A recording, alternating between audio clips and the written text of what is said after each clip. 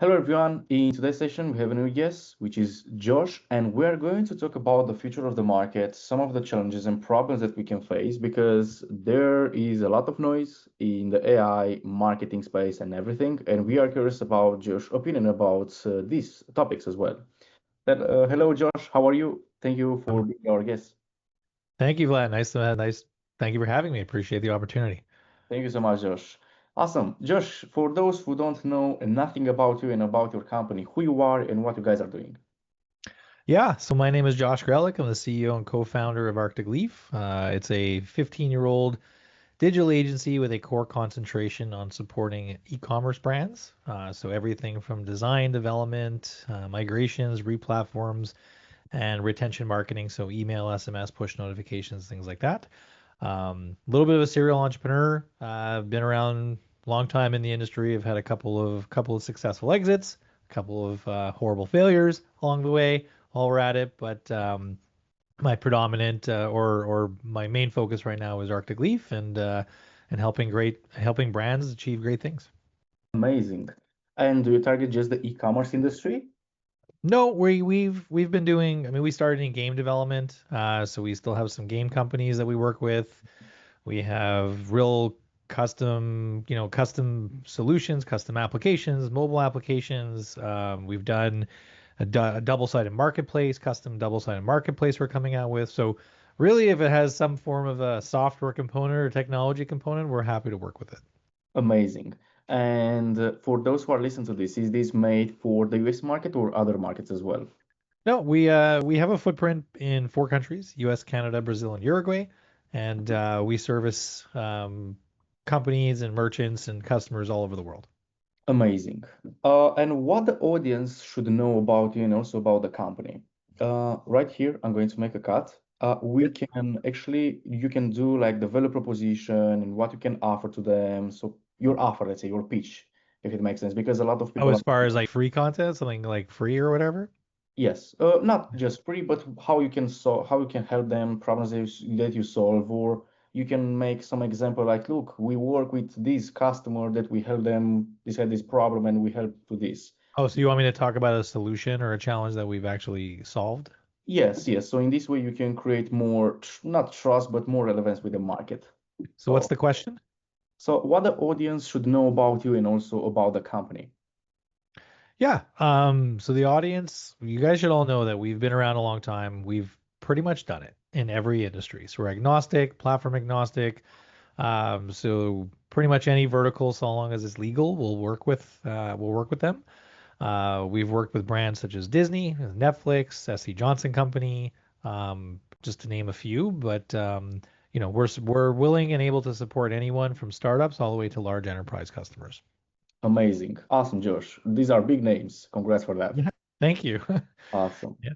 And Josh, how do you see the future of the market? Because as I mentioned in the beginning, there is a lot of noise, a lot of methods, for example, for the people. Now it's not a problem to identify a problem. It's now, I think, a problem how you solve it, because there are many options and many solutions in the market. How do you see about this?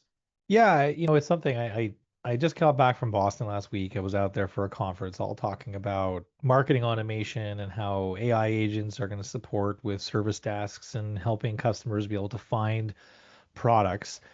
So, what's interesting is a lot of these um, quote unquote human roles that people were doing before are going to be taken up by AI. Now, where I think the interesting part that comes from all of this is while an AI can recommend a product based on product attributes, there still needs to be someone to implement or come up with the overall strategy, right? Yeah, How are they going to use these tools? Again, AI is a tool and they're a great tool, but at the end of the day is how are you going to use those tools to ultimately maximize, ROI, conversion, et cetera, et cetera. For example, today is September 29th, and OpenAI actually just announced shoppable product and integration with Shopify. So you can check out directly in ChatGPT when you search or find a product right within ChatGPT, and it'll convert using ShopPay. Um, so that's pretty interesting. So it's moving really, really quickly. But again, I think the biggest thing is really if A is you need to adopt AI and you need to actually understand how to use it and then understand what it can and can't do.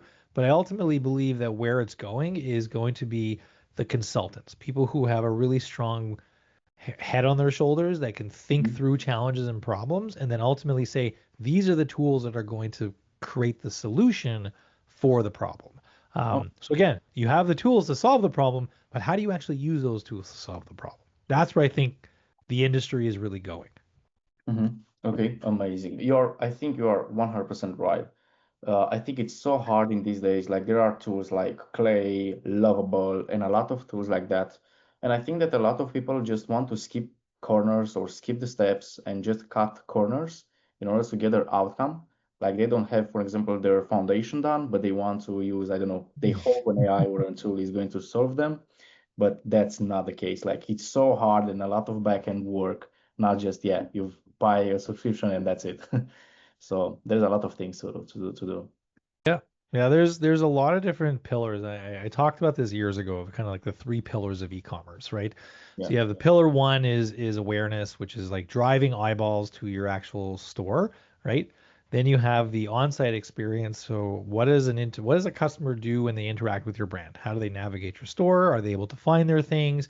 Personalization, upsells, cross-sells, things like that. And then third pillar is the retention, right? Yeah. Um, Getting a customer to come back and getting a customer to re-engage with your brand after they've already purchased, right? Or they've seen your brand, but now you're trying to get them to engage and get them to actually purchase, which Mhm. I think the statistics like 7 individual touch points from all different types of media that ultimately take someone to try to get them to convert. So Exactly. um, again, lots of great tools, but how do you use those tools to actually deliver on, what you're trying to deliver on? 100%. I think that's so funny. I had one call with a guy that he mentioned that their marketing team, they buy now a subscription to a SaaS tool, and the next month they cancel it and buy another one, a different tool. And I think that's just chasing a new tool or new tech stack make no sense because no one can help you if you don't have the foundation Yeah. right. So it's Well, so we talk to clients all the time that want to do, all these fancy things, and it's like, well, you guys don't even have, a basic infrastructure set up to be able to start doing that. So again, a lot of people put the cart before the horse, and again, and I don't blame them. They're marketers, they're dreamers, they're, idea individuals, and they're really looking to kind of come up with new innovative approaches. But again, it starts with good foundation. Well, yeah. you can boil it down to like fitness, right? Are you going to go out one day and start lifting or deadlifting 500 pounds? No, you're probably going to start with 50, right? You have to build the formation, you have to build the foundation, sorry, build the form, build the foundation, and then you start stacking weights, right? And you get to 100 pounds, 200 pounds, 300 pounds, right? And then you start testing. Okay, can I do a 1 rep max? Can I do a 5 rep max? Can I do a 10 rep max?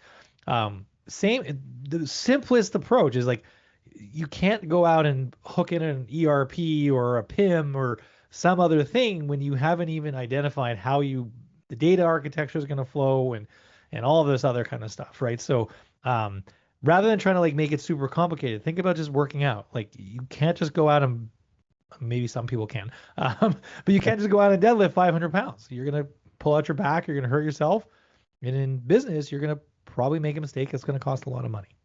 100%. It's like driving. It's like Yeah, one beginner, he's just taking his driver license and he's going to drive a Ferrari. Like, what can you expect from this? Like, yeah, do it yeah. step by step.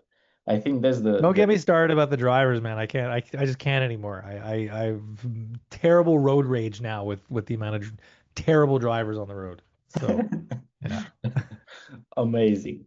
And Josh, what do you think are your next top, let's say, priorities and goals for the next 6, 12, 36 months from now? So it's funny, it has been a very up and down year, right? It's like we started off the year very strong, then we had a soft quarter, a good month, bad month. So I think, for me, what I've been really trying to identify, and not just for not just for Arctic Leaf, but for any venture or any business or anything that I do, is really identifying the one or two items that's going to move the needle, Yeah. right? So for me, candidly, that's net new sales, right? I've set an objective that I'm going to go out and sell X number of dollars in net new revenue. So Hmm. new contracts, new customers to Arctic Leaf in 60 days. and I have basically put everything else on a shelf. So, if it doesn't have an impact or doesn't have some form of material impact for sales, so for example, this conversation, right? This is going to go on the internet. People hopefully will see it. They'll say, "Oh, look at that guy, Josh. He's got he seems very friendly. He's got a high on his shirt. Maybe I'll reach out to him. Something interesting, right? That's awareness. That's creating space or opportunity for people to reach out to me to ultimately, buy something from me, and it gives me an opportunity to sell to them. Mhm. Now, if this conversation was not that, I would have said, Vlad, with all due respect, let's talk in Q1 of next year, right? Yeah. So I think just candidly, like I know it sounds really cliche, but like it's eliminate the junk. Yes. Anything that doesn't move the needle, right? That oh, let's grab a lunch or a coffee with someone and it burns 2 hours out of your day, right? Did that coffee now again, if it's a sales call, great. But if that coffee is a touch base, hi, how are you? What's going on? Save it for the holiday season. 100%.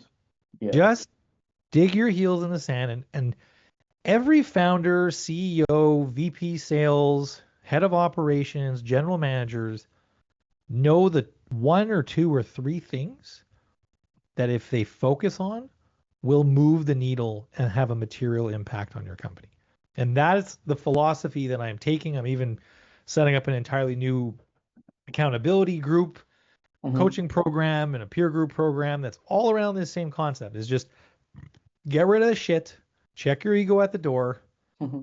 dig your heels in the sand, and focus on the things that matter. Yeah. Nothing else. Yes. Ignore everything else. Focus on only what matters. That's 100. my advice.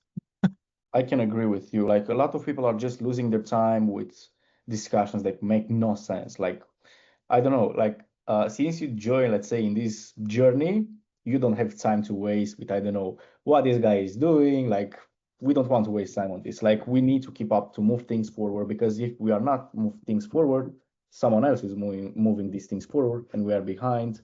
We need to do more work now just to adapt and Yeah. everything. And I think people don't But understand. we distract ourselves, right? Like think about yourself. Like how many times you'll be doing a task and then you open your phone and you go on Instagram. What? In my case, very rare, but I can. Maybe you're great, right? But like someone who's, I read an interesting statistic that ADHD and ADD people are only motivated when there are consequences on the line. Yeah. So so it's really like so I'm ADD, right? So I ADHD probably.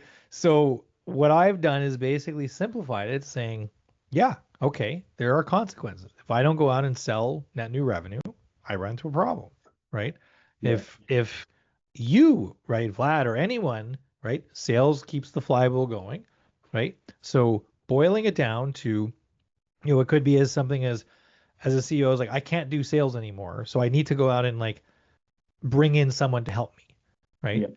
Where a lot of times they get distracted or they feel like they can't, no one else can do it. I'm the only one, et cetera, et cetera. So there's a delegation process in there as well, right? So at the end of the day, and I say you, whoever is listening to this, what will have the largest impact in your company.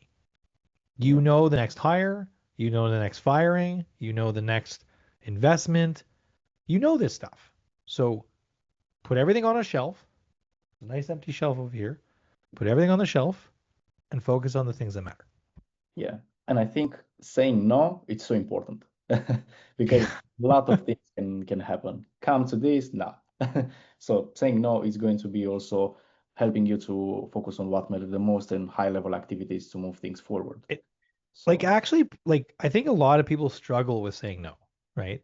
They don't want to say no. They'll say maybe or let me think about it. Like the answer is no. Just say no, right? yeah, So and that's it. and I think that we would all be better off if that was the case, right? So that's my biggest takeaway. There's no magic bullet. There's no secret sauce. I think the secret sauce is gut up, check your ego at the door, ignore everything that doesn't matter, and focus Yeah, on only the things that have material impact on your business. amazing. Awesome, Josh. And what do you think are some of the current, let's say, problems, challenges that face you at the moment with the organization in order to move things forward to the next level? Yeah, I think unfortunately there's some challenges economically in the world. It was very the sales cycles have followed 2024 very similarly, at least for me, where 2024 we saw a pretty big drop off after COVID. A lot of people internalize things. We saw spending kind of come back towards the end of the year, but then as the new administration came in the United States, because predominantly 80% of our business is in the U.S. Um, when the new administration came in, the tariffs, the uncertainties in the Middle East, other things like that, I think it really created this uncertainty in the industry of like what is going to happen next. And do I take my hard-earned dollars and money to invest in something that I don't know is going to have a material impact Mhm. on it. Like I had a client message me on Friday. I had lunch with him or dinner with him, and he's like, well, he's in the upholstery industry, the furniture industry, and the U.S. administration put a 30% tariffs on all imports for the upholstery industry, just like that. Boom, Yeah. right? And so these are the types of things that I think has created such an uncertainty for people. Like that, people want stability. People want to, again, you want to go out, you want to find your partner, get married, have kids, buy a home, stable foundation, right? So Yeah. when the industry or the economics or the macroeconomics are in this flux situation, I think that creates a lot of uncertainty in the market that's preventing customers from actually spending their dollars because they don't know if they're going to be wasting those dollars or they're going to have meaningful impact. And it's just unfortunate. It's just we're all kind of dealing with it, and until there's some form of stability in the economic markets, I think we're going to see a lot of this kind of fluctuation. 100%. And I think that the more we are going to evolve as a market, the more problems we are going to have, even if there is AI. So no one thinks can. Well, I mean, I mean, the funny thing is, I think you're going to see AI like AI is going to basically be talking to AI. Like the Yes. amount of AI, like I have everyone, there's all these different AI tools that read your email, they create a response, and then they send it for you. So then it's like, okay, it comes in, and then the email AI reads it, and it's like, Yeah. you know, at some point, like, maybe down to like this eighth, ninth touch point, a real human person will come in and have the conversation. But like, it's crazy. Like, you're gonna just see AIs having conversation with AIs based on personas, right? Yes, yes, yes. And that's actually tough. I saw that I actually got a lot of phone calls on daily basis, 10, 15 from AI. Hello, come to this event or something. Like you want to maybe to talk with a human to feel that emotion or something. It's so hard in these days. And I think that the more we are going to have AI, the more we are going to prioritize a relationship with others. Like the way that we get in touch with others through relationship base, not just, I don't know, copy paste, cold email, clay Yeah. templates AI based. I mean, listen, like honestly, like again, I'm not trying to plug my other company or this other thing, but like, you know, you know, technology is only as good as technology. But at the end of the day, what we're starting to see more, excuse me, is people wanting more and more of that human interactions. And so for this accountability peer program that I'm putting together, it's all about peer accountability. Four, six, seven people coming together, setting objectives, setting deliverables, and having those individuals holding you accountable. Yeah. Because at the end of the day, like you can get as many Slack reminders, as many Google Calendar reminders, you can do all these things. But guess what? There's no consequence, Exactly. right? You can ignore a Google reminder, Yeah. right? If I got a Google reminder for this podcast, I could have Yeah. just ignored it. Yeah. Show up, right? But then I know that you're gonna message me and say, "Hey, Josh, I thought we're on for a podcast." Yeah. Right? So there's a different component when there's a human aspect to it that I think is really going to be very interesting as AI continues to play out more and more. Um, you're just going to see more and more people are going to gravitate to real human interactions because there's something there. There's meaning behind it. Yeah. Yeah. Yeah. 100%. And Josh, if Harry Potter, let's say, is coming in this room and Ooh. you have just one wish, you can have a wave, boom, you have that wish. What that wish will be in order to improve something or remove something within the company? Ooh. Oh man. Any wish. Um, candidly, like I think we've done a really good job at this company. Like we've set up a lot of repeatable systems. We're investing in AI. We're very lean. We're operationally efficient, and we do really, really good work. And I Mhm. think just really the big thing for me is to people to see the quality of work that we do and the level of detail we get into with our customers and the value we bring to them. Um, like we, we have companies that we've worked with where we generate 65 to 70% of their monthly revenue through email marketing. We have taken brands from sub 1 million in revenue to over 8 figures a year in revenue in under 3 years, right? And it's not just by putting our finger in the air and saying, maybe we should try this, right? We're bringing to the table data, we're bringing to the table real world examples. So candidly, I don't need Harry Potter to just magically. I mean, I could sure, yeah, here just magically give me $50 million and I'll walk away. But I think that that's kind of a cop out. So for me, it's like no. Like I think for me, give me 10, 20 at brand new SQLs every month, and let me do the things that I can do. Yeah, So that's my wish, really. Like nothing more, because I know that we can deliver. I just need more at bats, right? I need more conversations, right? So amazing. yeah, Amazing. and that's what I'm working on right now. So if Awesome. you want to talk, reach out. You're not going to regret it. It'll be a great conversation with her. You'll probably leave laughing. So Yeah, you can check below, guys. Check below the link and you can book a call with them. yeah, let's do it, man. Awesome. And Josh, what is one campaign or project that you are the most proud of it and why? Oh man, so there's a couple. There's quite a few of them that so I think I did a little video on this years ago, but we did a twerking application for Nicki Minaj back in like when she launched the Anaconda song. And it was Okay. like I think the first song that had like a billion views on YouTube or whatever it was. And so we built this little app. I literally think it cost like $1,000. Like I just did it because I wanted the logo. When you take your phone, you put it in your back pocket, you shake your butt, and then you share your score on social media. Like that was the whole app, right? Okay. And then I went out to South by Southwest and I was at a party and everyone was just like, "Holy crap, this is crazy. This is the coolest thing." Like they were all like just getting super stoked by it.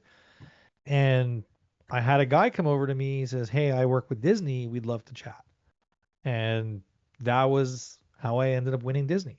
And we ended up building a piece of technology that lives in the ESPN app to today. So like, you know, you never know what may come from something. But yeah, that was definitely like I knew I needed to be in the deal. Like it definitely cost me more than $1,000 to make the app, right? But I got to work with a media company. I got to understand how international celebrities work with distributed and copyright materials and approved assets. So it was a really cool learning experience. And then just being able to take that knowledge and then just again, it was such a ridiculous app, right? It captivated so many people's attention. So it was like, yeah, like that's something that to me stood out, and that's why I engaged in it, and won Disney because of it. And Amazing. then ultimately it turned into more. The Disney contract was one, but then the individuals we met brought in other deals and other deals. So I think that that $1,000 app that we made for Nicki Minaj probably turned into half a million to three-quarters of $1 million in revenue. Yeah. So it's so important just to have that proof with big names, I Yeah, think, because that's the unique, let's say, mechanism, something that you've actually done. A lot of people are just struggle, like, look, this is the best way, the new method or something. No, like, look how it works. Very simple, straight to the point. Let's understand yeah, your needs, and that's it. Very straight to yeah, the point. yeah. Awesome. Yeah, but yeah, there's lots of campaigns that we've done over the years that I've definitely been proud of, but that's one that has always just kind of like stuck in my mind because it was such a ridiculous story that turned into something really, really interesting and gave us a lot of experience in the process. Amazing. Congrats for that, Josh. Thank you. Josh, what's quick win? What is, let's say, a quick win for people that could try tomorrow inspired by your work?